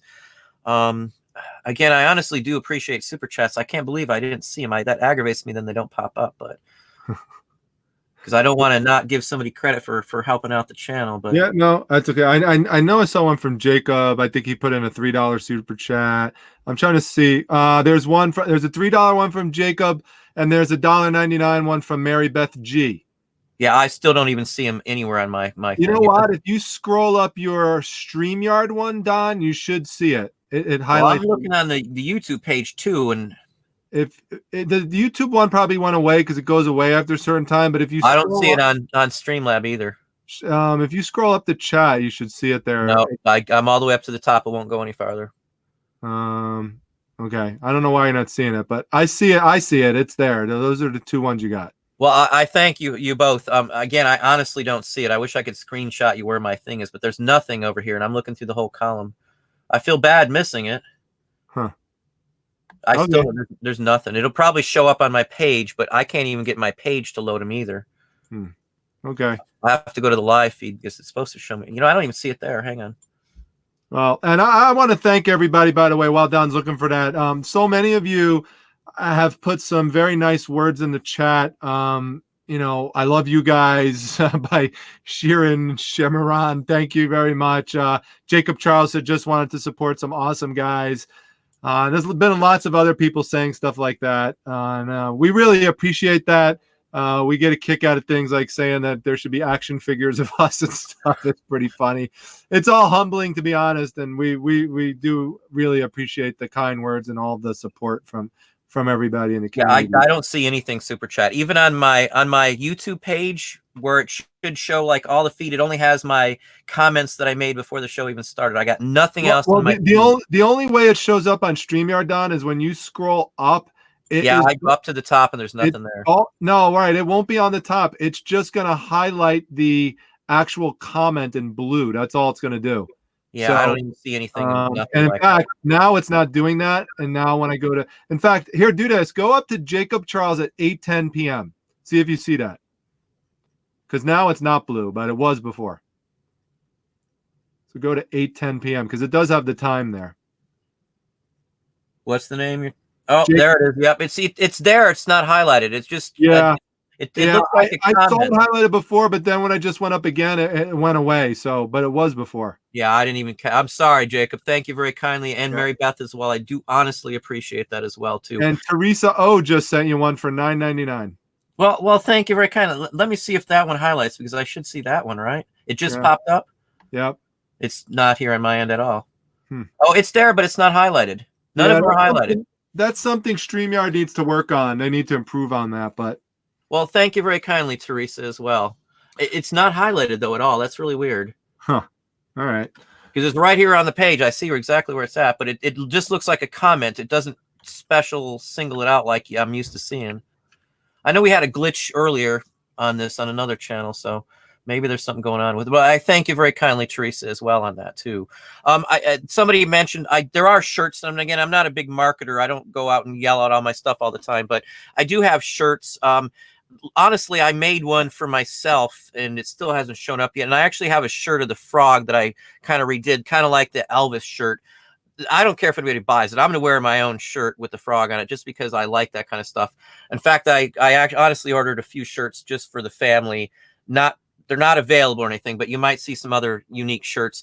I do have a shirt coming out for, I'm not going to announce what it is, but it has nothing to do with me or the channel per se, but it's something that's going to help people. So you'll see that here probably within the week or so too. But again, if you're interested, they're down there anyway. Yeah, some people are asking where they could find your shirts. I think they should be down below in there's Teespring. I just got it. I don't know if I didn't even go back and check to see if everything's even in there. But if you look down, and it doesn't show up there now, honestly. In fact, I don't see it there now. Let me go to a different page. I'm having all kinds of, it's not showing. Usually it's right below the feed. Maybe it doesn't show up on the live feed. Oh, see now, Teresa's just showed up on YouTube. I see it now highlighted, but I still don't see it highlighted on StreamYard. Yeah. That's really weird. All right. Well, I'll show my last item, Don. Shoot. Is that all right? Okay. So, you know, this item too, it's one of these things that I'm going to show you that, I mean, I know, Don, you're going to know what it is in 2 seconds, but maybe not. You've done it. I guarantee you notice. This is just, though, goes why you just have to have a familiarity with certain like pop culture things so you could just identify them really quick. Because it's not always going to say what it is, so you could easily check the comps. But it's this right here. Oh, God, I had that. Do you have the little station that he sits into? No, I don't have that. Oh, that's a shame. It did come with the power station. It was red. I don't have that, but it says EK right there. Let me bring that up. And so this is Evil Knievel, the stunt master, the daredevil. The helmet's usually worth 15 or 20 because it's the first piece lost. Yeah. And so you can see he's got the helmet on, the figures right there. This does detach. So these are separate. This it still has the if I were to rub it down here, you could the friction. It's a friction toy. It's one of these things where you rub it back, and then it goes, it could go flying. So this here, now I don't have there's a little thing he sits in that Don said, but if those things together sell pretty close to $200. So I gotta see what this would, but won't sell. Probably nice piece. It won't sell for quite 200, but it should sell for the upper 125 to 150. Maybe mid, maybe 150. But that's a really nice piece. I wound up getting this. This is again one of these items from that Got Junk Guy collection that I wound up. That looks like it's like the second one too, the second release, because he's sitting up higher than the one I remember. It is. You could modify it a little bit. Yeah, I know, but it just looks like he's a little different. That doesn't quite look like the one that I had. It may be. It's hard to tell, but I almost want to say there are two versions of that. This one is from 1972. That's probably the original one then. Yeah. His son did it too. If you ever watch Super Dave Osborne, he's a friend of Evil Knievel Jr. And Evil Knievel Jr. jumped the fountains in Las Vegas at some big, huge casino like in the 80s. And even his stuff goes for money. And he wears the same outfit, believe it or not. He even rode his dad's motorcycle. I don't know if you keep up on that, but. No. But I did. Do you know that Super Dave, the guy Bob Einstein who played him, that he died? No, I didn't. I was just watching him. Did you ever see the one where he's talking about this incredible stunt? He's going to go 0 to 90 in just 3 seconds, and it's going to be this horrendously dangerous stunt. He's got his helmet on, and they kind of block off what he's getting into, and then they pan up, and he's just sitting in a roller coaster with a bunch of kids, and he's all locked up in his helmet and all this stuff. If you don't know who Super Dave is, Super Dave used to be on before Letterman. He used to be on some other show for years. Super Dave's been around for like 20 years. Yeah. I remember him from the early days of Letterman, and I always loved his episode. I was younger, it was funny, and Super Dave was the bomb back in the day. Well, the guy who played him, he used to write for the Smothers Brothers. That's how he got into the business. And his dad was a famous comedian as well. He was hilarious on Curb Your Enthusiasm with Larry David. That was a hilarious show. And if you have Netflix, go watch the episodes with comedians with cars getting coffee, where Jerry Seinfeld takes Bob Einstein out for coffee. There's 2 of them. They are hilarious. You got to watch them. Check that one out because I do like Super Dave. Oh my God, he's so funny. He's so funny. That one with the roller coaster. That one, I mean, I almost spit out my food when I was watching it. Did you ever see the one where he's on the truck and he's playing the piano? That one's on. There's a best of on YouTube. It's like a 25-minute long one, and it's got clips. There's another one. You're talking about the one where he's driving down the road and he gets hit for a bridge or something? Yeah, I saw that one. I just watched that like 2 weeks ago. Because you'll be sitting there and I'll put stuff on while we're working and it'll just be playing. So if they want to look while it's on and stuff, I don't really care if they take a minute to watch. But that was one of my favorite ones back on the day with Letterman. I always waited for those to come on. And the other one, not to get off the track here for a second, but Conan O'Brien, back in the day, the original Conan show, he dressed up as Ronald McDonald and he did the song from Nazareth, Now You're Messing With, and I'm not going to say it, Hair the Dog. He did that, and he's doing Ronald McDonald, and they're pushing people out of the way, and he's got a cigar and stuff. It was hilarious. It reminds me of Monty Python when they did the Bishop. I don't know if you're a Monty Python fan, but Michael, I think it was Palin was the one doing the Bishop. He dressed up as the Bishop as like an Italian mobster playing a bishop. And they'd come around and he'd have like guards in front of him pushing people out of the way and beating old ladies up so the bishop could walk through. It was all these whole character lines. I always used to love that kind of stuff. I'm a big Monty Python fan. I met Graham Chapman at the University of Toledo for the premiere of Life of Brian. They did a big symposium. He talked and everything, and then he died like 2 years later. So he's the only one I ever met, but I'd love to meet John Cleese, Eric Idle, Michael Palin, Terry Gilliam. Any of those guys are just awesome in my book. I watched Faulty Towers and the whole works too. Are You Being Served was another one of those British shows I used to like watching. I think Don, I got an idea for you too. You need to come out with if you come out with some books or guides, and you have to call it In My Book. That's what you have to call it. Well, I've got a guide I've been working on for those in Patreon. I'm at like page 102 right now. I know it's single-sided now. I have talked to a publisher, honestly, about it, believe it or not. So it will. Yeah, it will be. In fact, Dom, if you're are you a reader, Dom? Yeah. Do you like reading fiction at all? Sure. Well, I'll send you the first chapter of a novel I'm working on if you're interested. Oh, wow. Okay. You'll be the only one I ever shared it with. And I shouldn't be discussing it here, I guess. I guess I'm off track on that. But I love writing. The wife's an awesome writer. She proofreads everything I do. She's the best proofreader I've ever met. I know, thanks for those folks. I've had 2 or 3 people ask on proofreading stuff. The wife's just my thing. It's just the wife. But anyway, I guess we're off topic here again. I'm kind of lost on my train of thought on there. That's all right. Hang on, I'm just reading something that somebody posted because it looked like it related.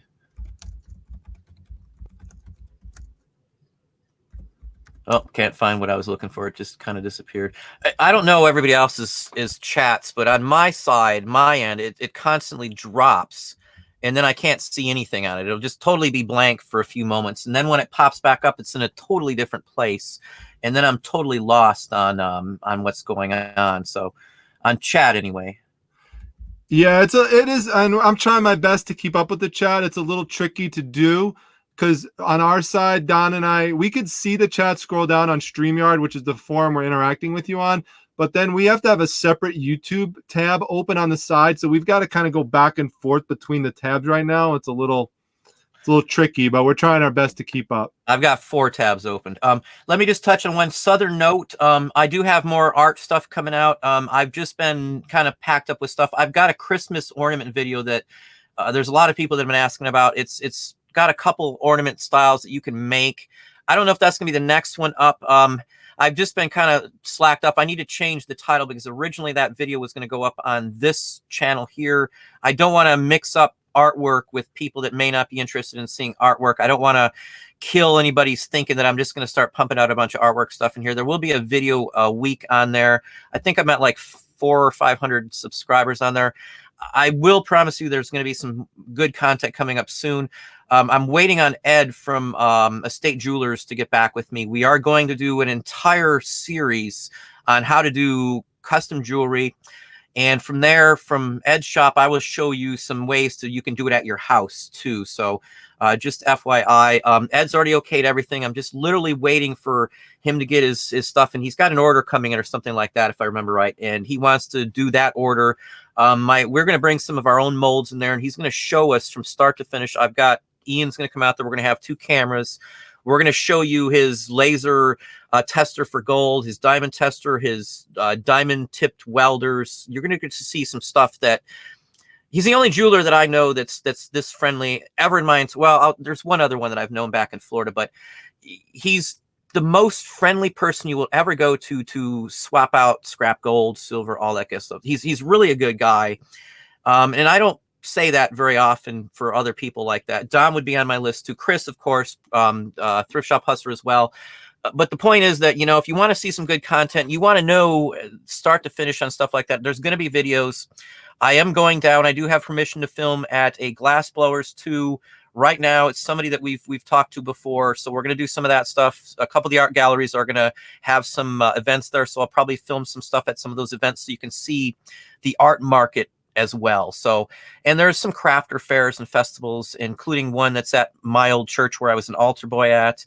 And we're going to do some stuff there for like the Christmas Bazaar. You'll get to see the inside looks. And I'm going to show you what sells that you can make, that you can sell at a local Christmas Bazaar at your church and fair and festival. So, because as a child, I was in Boy Scouts for years of my life, Eagle Scout, the whole works. I used to volunteer and we used to do the Christmas Bazaar. So I love that kind of stuff. I love the atmosphere. So we're going to touch on that in the other channel too. So don't want to get off on a tangent on the other channel, but did you show your item? I know we've talked and now we've kind of Yeah, that was the Evil Knievel. Okay. Let me just pop out. I thought I had another thing just sitting right here. Oh yeah, I do. Let me just pop out one real quick thing and then I'll let Dom say goodnight and I will say goodnight. Hopefully somebody who does pottery knows what this is. Now I know what it is, so hopefully you would too. Do you know what this is, Dom? I'm gonna hold on. What you mean? What do you use it for? Yeah, what do you use this for? That, and it looks like something for tea. Nope. This is an egg cup. An egg. Oh yeah, okay, all right. Okay. One area, now I know this because my grandparents had them. My mom never had one of these in my house. The only reason I even know what this is because of a grandparent. Literally, the egg sits on here and it's for soft-boiled eggs. I love soft-boiled eggs, and you tap off the. Anyway, long story short, I always look for these. They're not worth a fortune. I don't care what pattern it is, but if for a quarter, I always buy them because I usually get 10 or 15 bucks. I don't think I've ever gotten less than, say, 10 bucks for any one of these types of things right here. So it's something unique. It's something different. They go very well.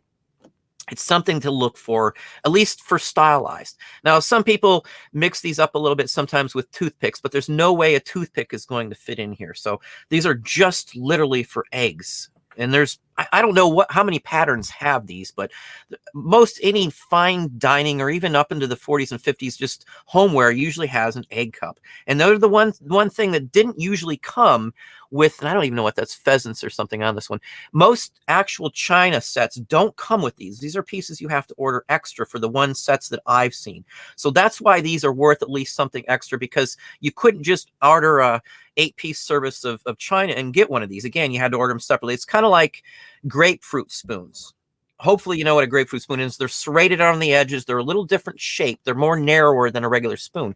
Usually if it's a silver-plated grapefruit spoon, I always sell those as well. There's just kind of an item area there. I don't mess again with much China, but these are always a given. You know, a quarter usually, because most people just think it's junk or a little sippy cup of some kind, like a toasting glass or something. But that's the last one I'm going to show. We'll let Dom do some last words and then I'll pop on and we will end it from there.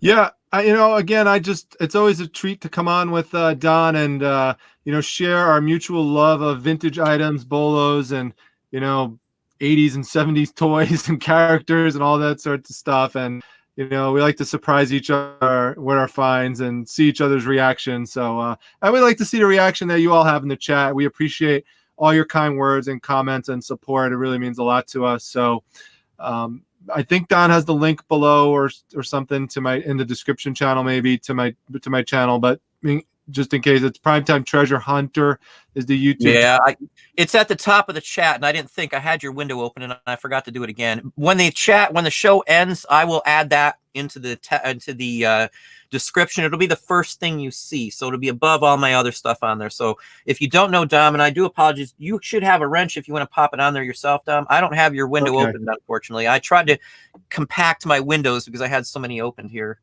Yeah, I'll put it in, but if you go there, you will see, because some people are asking how to find out about items I have and stuff. You'll see links right in the YouTube channel, like right on top. It'll show you to the top right. There's links to my eBay store, so I'll put it in there right now for everybody. But again, I just appreciate all of you and all the support, and I'm sure Don and I will be doing a lot more shows together, and we just try to bounce back and forth between the channels. We'll be doing another one with Chris too. So just again, thanks for everybody coming by, and hope you enjoyed the video tonight. Well, the same here. I'd like to thank Dom again for coming on. We've been talking a lot lately. Dom, I wish we lived closer because we'd probably hang out occasionally too when he's not busy. But I'm not like everybody else. I'm a little out there. I'm a little odd. I know that. But Dom's a real good guy, and Dom has free reign pretty much on my show when he's here. I never question his abilities or knowledge. So if you really want to see somebody and you're not subscribed to Dom's channel as well, I would honestly, sincerely tell you to watch it. As you've heard the conversation, I obviously watch Dom's videos. I wouldn't be able to address the issues if I didn't.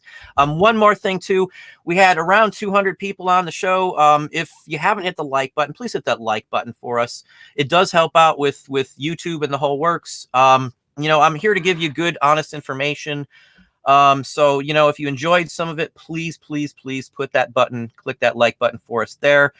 Again, we are going to have another show. Chris will be on shortly here to all three of us. Which channel are we on? We're on mine next time again. Yeah, right? Is that not right? Yeah, it's on my channel.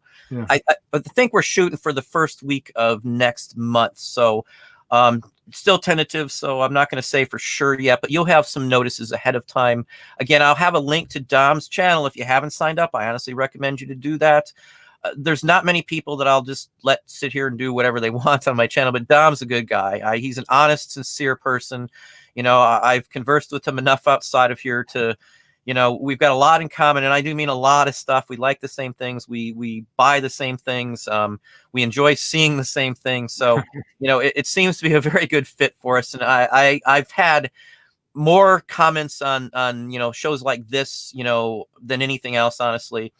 My wife has some medical issue now, so you probably won't see her for another week or so. She might pop in. She was going to pop in for a few minutes today, but we had some stuff going on that she had to take care of. So everything's fine. It's just some issues. So anyway, things are doing good. If you have any questions or comments, leave them below.